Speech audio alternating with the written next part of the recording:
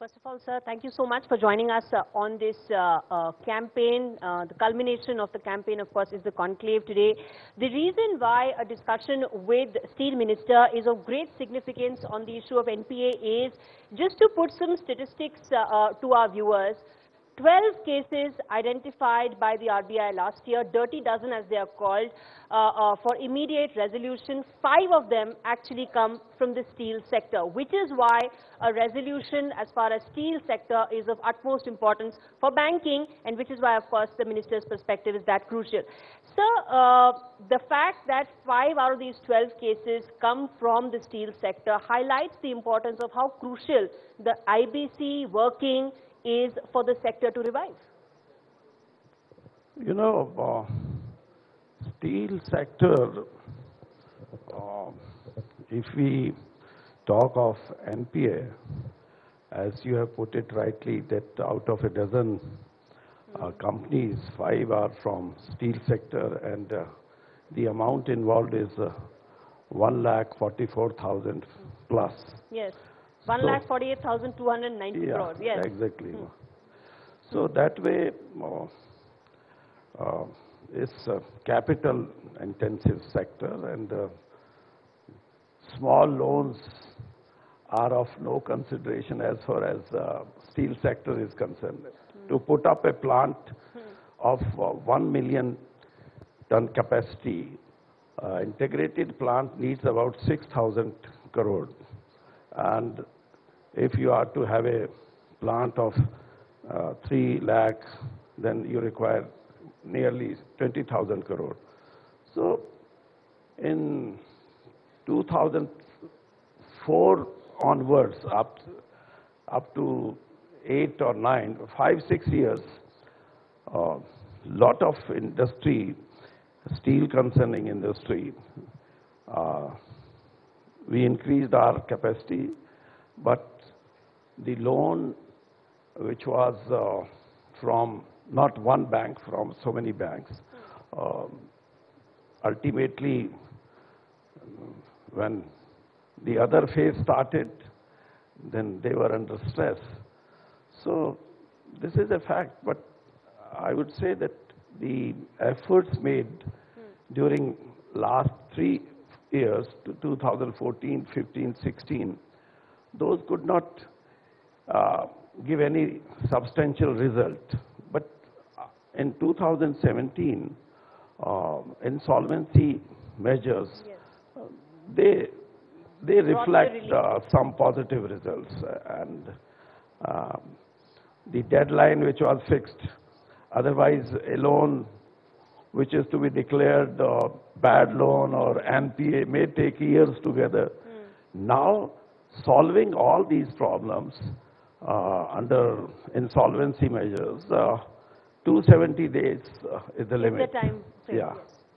But sir, yes, you're right. There has been a lot of progress as far as insolvency is concerned, and Bhushan Steel is really being made the example of how much the IBC court can really do to ensure that these toxic assets get addressed. But sir, the larger question, the fact that 5 out of the 12 cases belong to the steel sector also highlights the extent of toxic assets that exist in this sector. Do you think besides the insolvency code, there is need for more greater government intervention at this stage? Because that is a legal process. It will take its own time.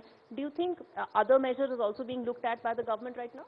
No, that is what I told you, that on 2014, 15, 2-3 years, some other measures were adopted, but no result was visible. And ultimately, this kind of,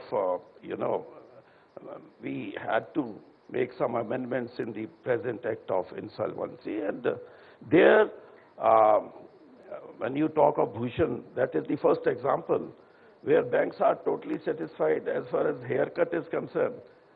And they have this additional advantage of 12% of their equity.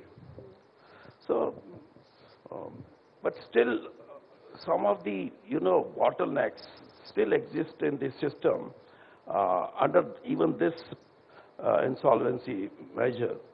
So whenever we feel, we are thinking of some of the amendments also.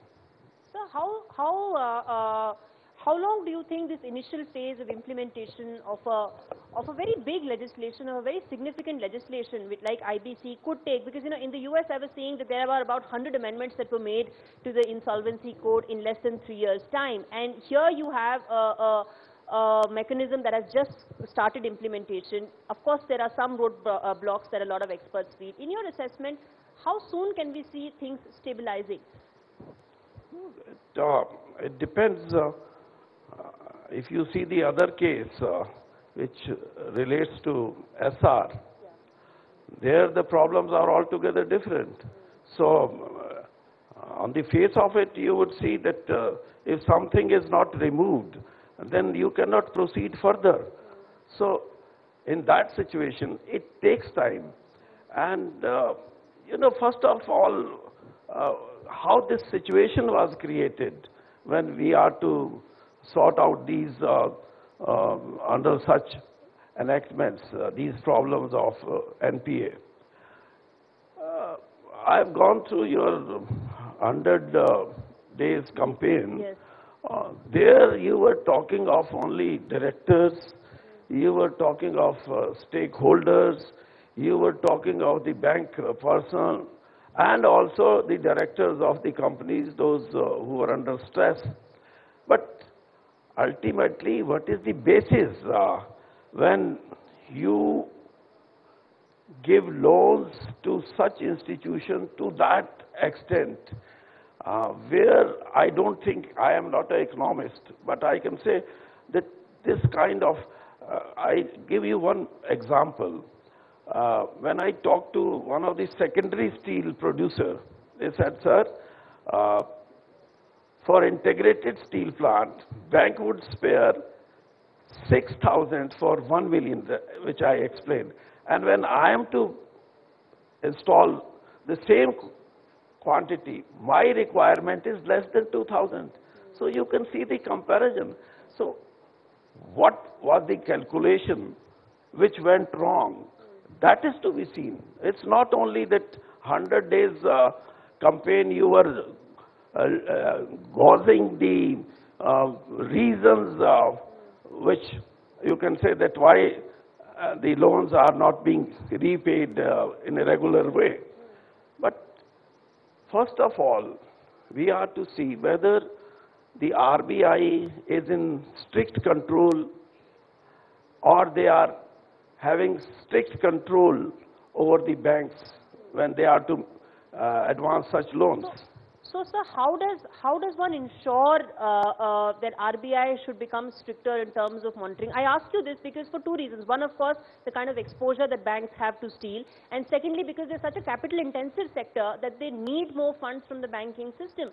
So, how do you ensure, or how does one ensure that RBI becomes even stricter as far as keeping a hawk's view as far as loans are concerned? It's very simple. When you talk of a farmer's loan, that is in thousands only, or maybe in few lakhs, there you apply all kind of measures which is at your command, and he becomes jittery to. But have you seen the ratio? 75% of the advancement of our banks, which are nationalized banks, the loans are given to such beneficiaries, those who ultimately, they are to face so many problems. But problems are not the creation of the banks alone, not the creation of the RBI alone. If you put these two things together, and also the man who has been given this kind of loan, these all three are responsible to that extent.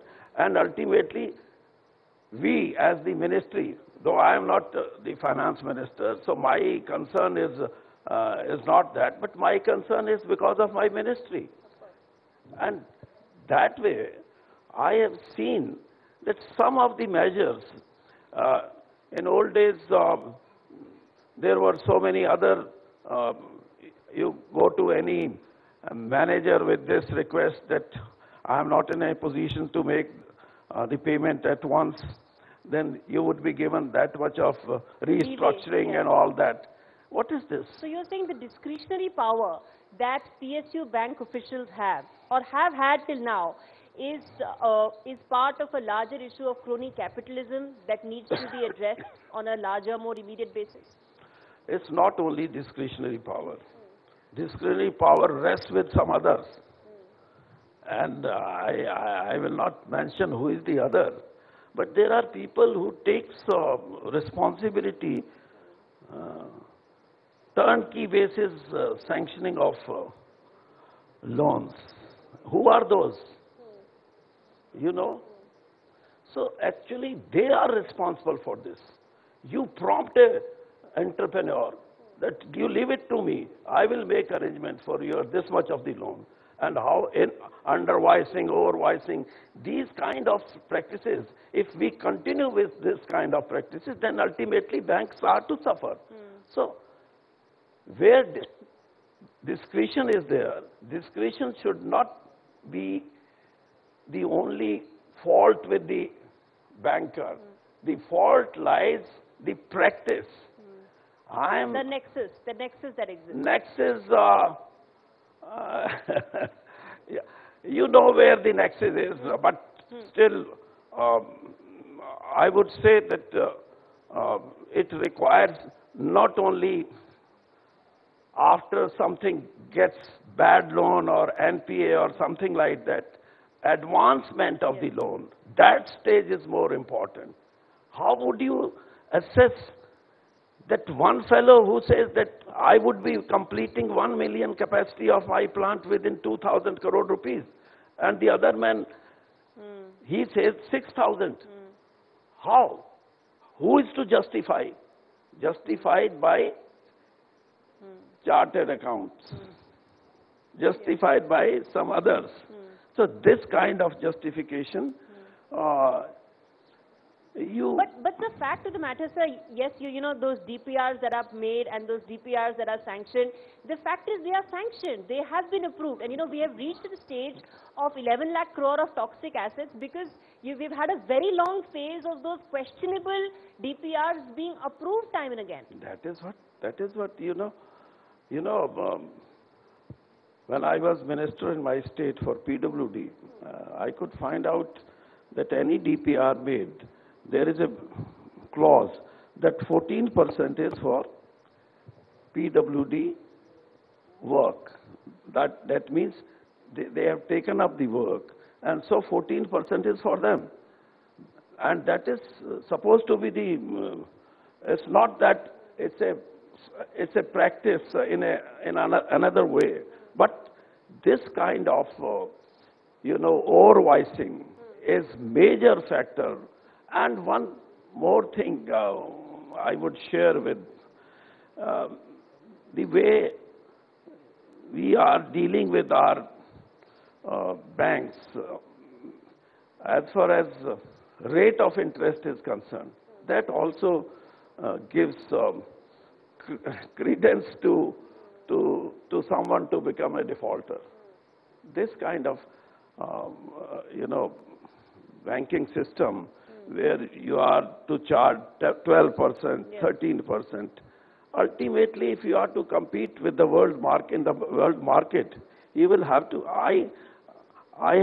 Cheaper credit needs to be given, especially to industries like steel, power, cement, which are, of course, funding. No, if it starts from 5%, RBI says, okay, 5%, then what is the rationale to have it at the level of 12% or 14%? What they say is the commercial transaction, your interest would be 14%. You can never be competitive. Only about a year back, I asked my ministry to have a survey that 1 ton of steel, what is the cost of production? Because we wanted to compare with China.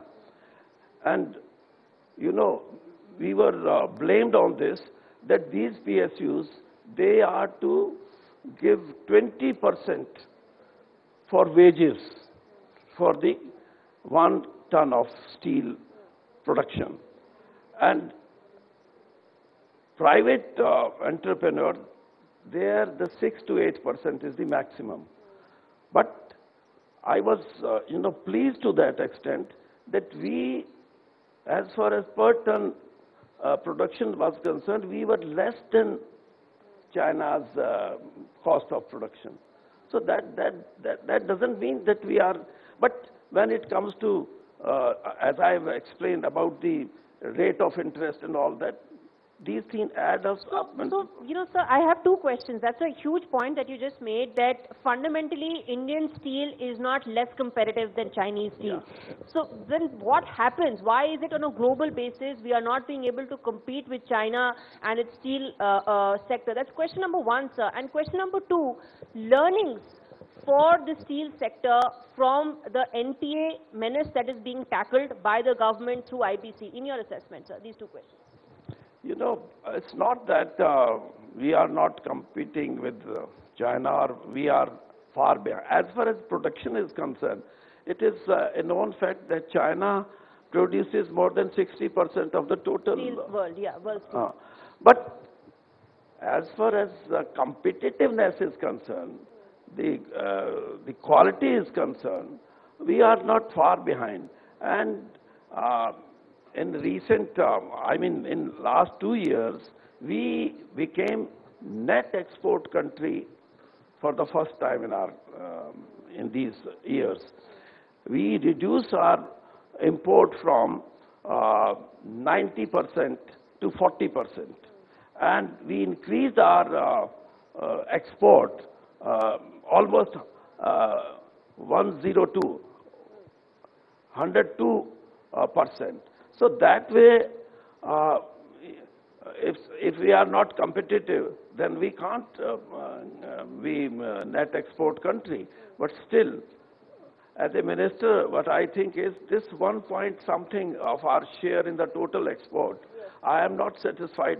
I want that if we are to compete as far as exports are concerned, then we will have to have our share up to 4 to 5%. And that 4 to 5% really makes us competitive.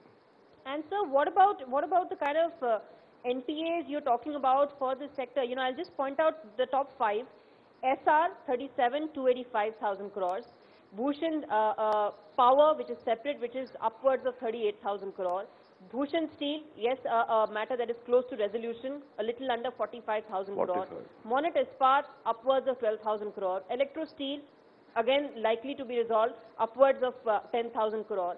If you have such balance sheets, how can they be competitive? Because there has to be a learning for the sector, for the industry, for the government, and of course for the banks. No, if you go to the different factors which led to such a situation, now situation is no more of that. It is now almost topsy-turvy as far as steel industry is concerned. On the next page, you would find that this year, the profit of Tata, when it was in minus, now they are 4,000 crore plus. As far as JSW is concerned, they are nearing 6,000 crore plus. And if you talk of my PSU, that is SAIL, yes, this is the first time that we have turnover of about 56,000 crore, which is highest. And 2 years back, we were having a loss of to the tune of 7,000 crore. Now, this year, third and fourth quarter, we are in profit of 852 crore. And not as a minister, but my gut feeling is that in this year, in this financial year, SAIL would be in profit to the tune of more than 3,000 crore. So it's not that things are looking up. Things are looking up for the sector. Yeah, yeah. And sir, can we say that the worst is behind? Because unless and until there is resolution of these balance sheets, the sector can't move forward. Do you think the worst is behind for the sector? Resolution, as we have already discussed, it requires speed. And speed means you are moving towards a better position as far as resolution is concerned. And stress loan to the tune of 10 lakh crore, that is an area of concern. But I hope this new initiative on the part of insolvency measures, it is bearing results. An impact. The 270-day window is the game Yeah, changer. yeah. And one of the, exercise, it took less than 270 days. It took less than So I 270 hope things would move in a better direction. All right. I know, Minister, you are running out of time. Just a couple of questions from the audience, if we could take. All right. If the lady can be given a mic, a gentleman here as well. We have time to take only about 2 or 3 questions. I am Dr. Rekha Singhal, and since Honorable Minister is sitting over here, the main thing is the speeding up of the laws that exist. Why these offences are taking place in various sectors, starting from the family? Because the offender knows that the law will take his own course. Okay. So that is the reason. No, what is your question, ma'am? Question is why offenders are there? Offenders will always be there. As long as the law is there, offenders will be there. No, we have to curb that. Okay, Yeah, let's ma'am, try and take. I'll S.K. ask- Datta, you got a Ma'am, chance in the last session. I'm ma'am, sorry, can I I want to ask give a a chance question? to some of the others as well. Ma'am, can Yes. I ask a question? Yeah. Yeah, okay. Sir, my question to you is that as you... Can you introduce yourself, sir? Yeah, okay. I'm Yogendra Kapoor, tax, banking and financial expert. My question to you is, sir, that as you just stated that the exports of steels has increased and the imports have decreased. So my question is, what is the logic then with respect to the increase in steel prices by more than 25% in last 1 year? All right.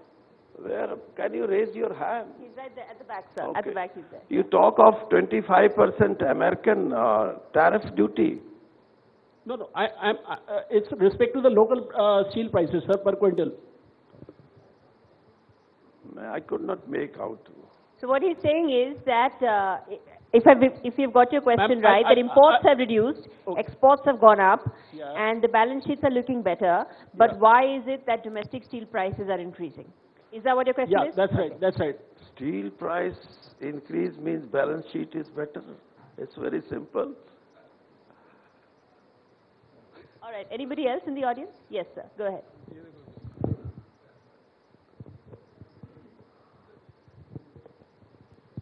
So we talk about the GDP growth rate, and then we talk about the NPA.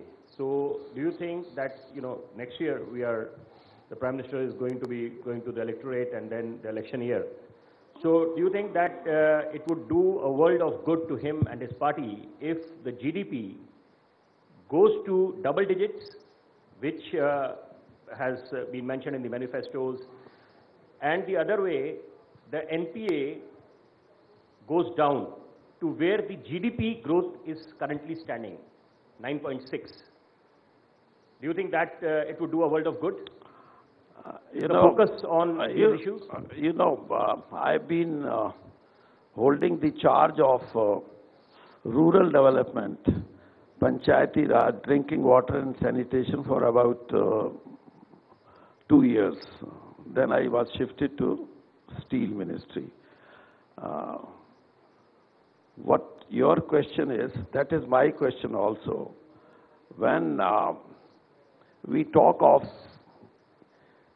doubling the income of the rural India, and when we talk of 50% above the cost of production of food grains, in my rough estimate, what I calculate is 20 lakh crore of rupees of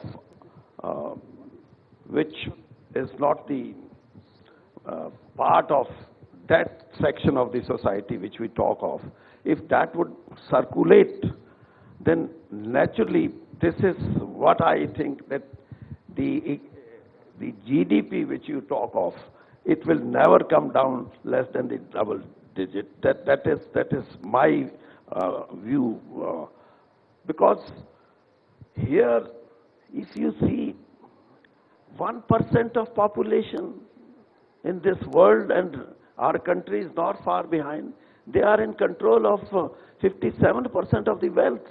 And the rest of the, I still remember when world population was 700 crore, on that day there was a survey, and survey indicated that world population, when it is 700 crore, there was survey was that 1% of the population of the world, they are in control of 53% of the wealth of the world.